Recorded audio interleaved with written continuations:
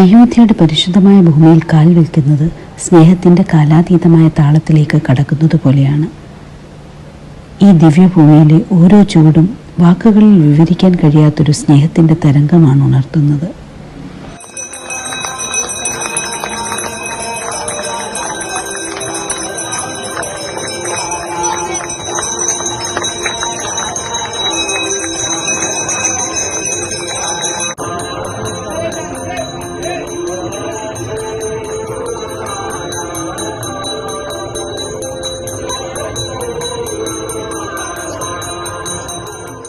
സത്യത്തിൻ്റെയും ധർമ്മത്തിൻ്റെയും ജീവാന്ത രൂപമായി ശ്രീരാമൻ, രാജധർമ്മം മാനവത്വമായി പുനർവ്യാഖ്യാനിച്ച മഹാപുരുഷൻ.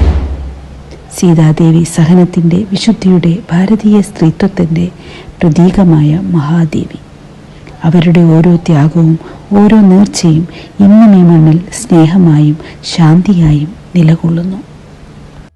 ഈ പുരാതന നഗരത്തിലൂടെ നടക്കുമ്പോൾ മഹാകാവ്യത്തിലെ ഓരോ മുഹൂർത്തങ്ങളും കണ്ണിനു മുന്നിൽ കാഴ്ചയായി എത്തുന്നു. വീരത്വം, ത്യാഗം, ധർമ്മനിഷ്ഠ.